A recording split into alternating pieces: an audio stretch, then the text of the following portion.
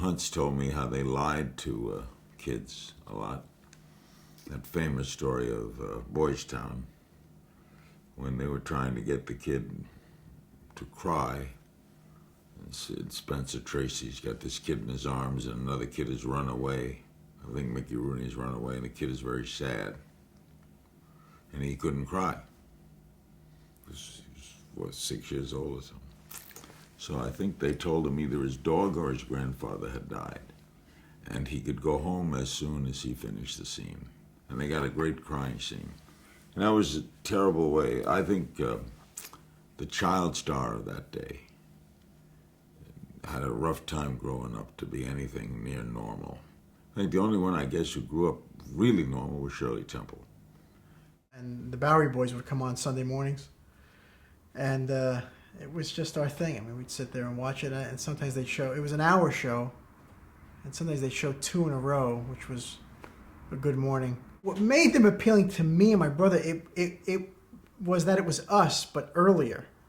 We were sort of the same. I completely related to those guys because those guys were, they were a little bit older than me, but they were loose and they were running around the streets and doing their things. And I think my generation, I hope I'm wrong, I don't think I am, was probably the last generation that was actually, it was okay to run around your neighborhood and do sort of petty crimes and do things, and you wouldn't get in trouble for it. And nobody really worried about where you were all day. And I was raised Catholic, and the only thing, I don't really remember any kind of religion ever being discussed in my home. I mean, the priest used to come over there to drink, but the thing about it was my father was, he was very religious and dogmatic about us going to church every Sunday. That was very important to him for some reason.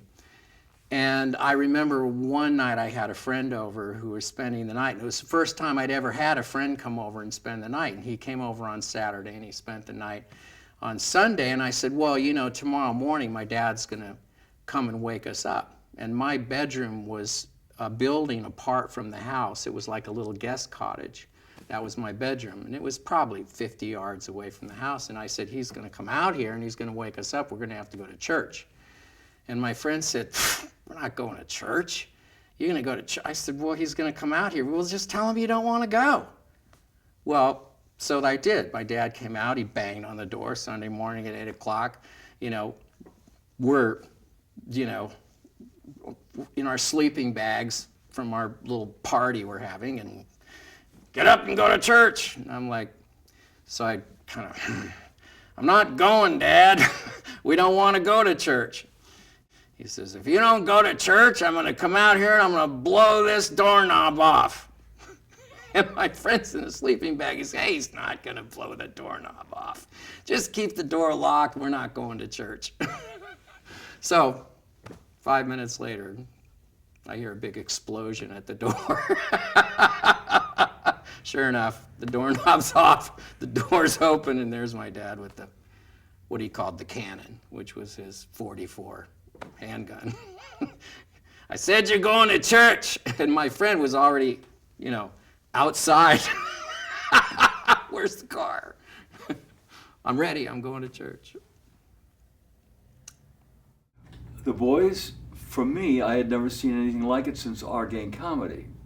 It was like Our Gang Comedy grown up. And growing up with Our Gang was, here they are as teenagers.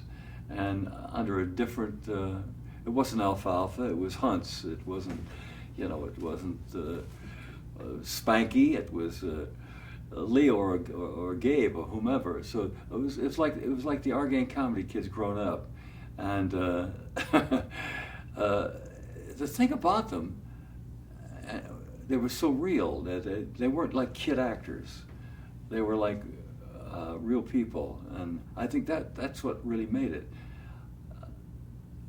Interesting story I heard about Leo, how he got the part. Leo never told me this, and it may be wrong. I don't know if you know, but I know that Leo was a plumber, and he was my plumber. I can tell you about that a little later. And he wasn't even up for the part. He went to a reading for Sidney Kingsley with a buddy of his, and he just went along for the ride. And he got to the theater, and he kept heckling his buddy as he was auditioning. And Kingsley said, "Hey, who the heck is that kid?"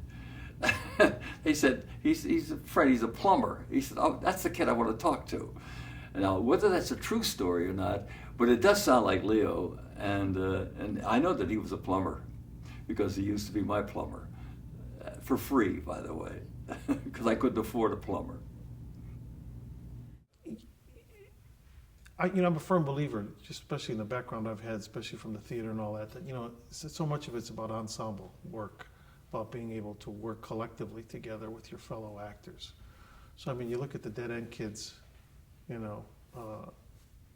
there's a prime example of this little, an ensemble within the ensemble. So here you've got a movie cast with, a bunch of actors, and within that framework, you've got this little ensemble who have to now interact with each other, and you have to each fulfill their in a way their slot, because each character, each guy was somewhat defined as to, they each had their own personality, their own strengths, their weaknesses, their pecking order in a way. And so as to what makes that work and successful, it's like saying, why did the Beatles work and some group called the Bugs didn't? Sometimes it's just how things hook up. I'd have to say Dead End would be my favorite film because it's the source. It's from which it all sprang. I'm not so educated that I wouldn't know if there wasn't something that predated that they had done. But like I said, that's where I first discovered them, and then subsequently saw a lot of especially the more comic stuff they wound up doing later, But I think a lot of people who probably just knew them for their comic stuff and never saw Dead End would be surprised that they were in such a kind of basically an A-list Hollywood movie, of the time.